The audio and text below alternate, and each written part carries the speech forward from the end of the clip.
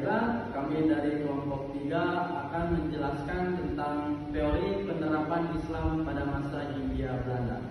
Sebelumnya, kami akan memperkenalkan diri.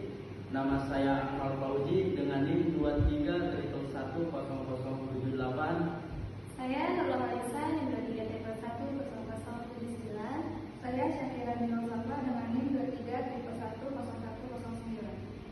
Dan di makalah kami ada beberapa subjudul dan saya akan menjelaskan bagian tentang periode penerimaan hukum Islam secara penuh atau disebut dengan teori resepsi in complexu.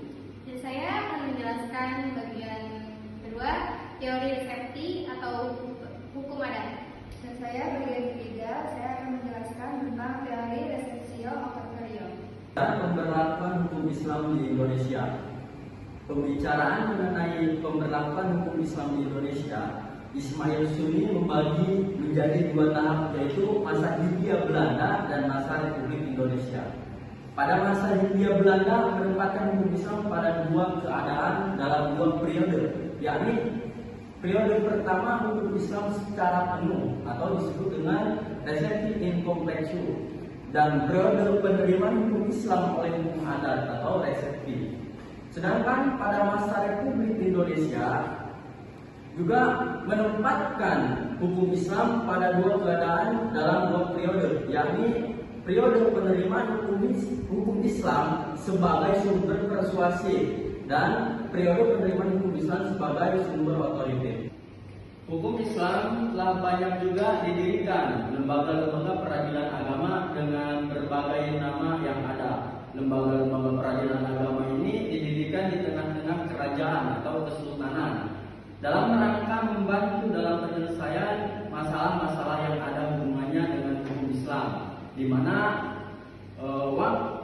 mana waktu itu hukum perkawinan dan hukum kewarisan Islam telah menjadi hukum yang hidup dan berlaku di Indonesia. Periode penerimaan hukum Islam secara penuh atau disebut dengan teori resepsi in complexu. Periode penerimaan hukum Islam secara penuh atau teori resepsi in complexu adalah periode di mana hukum Islam diberlakukan sepenuhnya oleh orang-orang Islam sebagai pegangan dalam kehidupan beragama.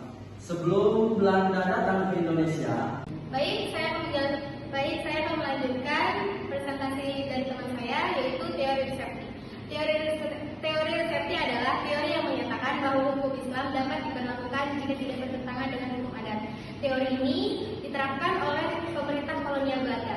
Pada saat itu, teori ini sangat bertentangan dengan hukum Islam dan hukum adat. Terjadinya pergeseran antara hukum adat dan hukum Islam. Teori ini dikemukakan oleh seorang penasihat hukum Belanda, yaitu Snoek Horgainen. Beliau berpendapat bahwa hukum Islam dapat diterapkan jika telah menjadi bagian dari hukum adat. Teori resepsi pertama kali dikemukakan oleh Snoek Horgainen. Dia adalah seorang penasihat Hindia Belanda. Dia berpendapat bahwa hukum Islam dapat diperlakukan jika tidak bertentangan dengan hukum adat. Beliau juga mengkritik bahwa sikap pemerintahan kolonial Belanda sangat mengabaikan kondisi masyarakat pribumi, terutama pada umat Islam. Snoek Horgainen menekankan bahwa masalah ibadah umat Islam harus diberi kebebasan. Akan tetapi masalah pemerintah dan ketatanegaraan, perintah harus memberi atau mencegah pan-Islamisme atau gerakan pan-Islamisme. Apa sih pan-Islamisme? Pan-Islamisme adalah ideologi politik yang menyatukan seluruh umat Islam untuk membangun seperti nasionalisme dan peradaban Islam. Teori ini didukung oleh Undang-Undang 1929. Snoek Horgainen mengatakan Islam politik adalah suatu kebijakan yang didasarkan pada prinsip-prinsip yang mengatur pemerintahan dalam kehidupan sehari-hari. Teori resepsio opertorio adalah kebalikan dari teori resepsi. Teori ini adalah Al-Ghazali Nasir sebagai pematah teori resepsi. Dikatakan sebagai pematah karena teori ini menyatakan pendapat yang sama sekali berlawanan arah dengan teori resepsinya Hossein Al-Hadi. Pada teori ini justru hukum adatlah yang berada di bawah hukum Islam dan harus terlibat dalam hukum Islam, sehingga hukum adat dapat baru berlaku jika telah dilegalisasikan oleh hukum Islam. Saya kembali menyatakan bahwa dalam hukum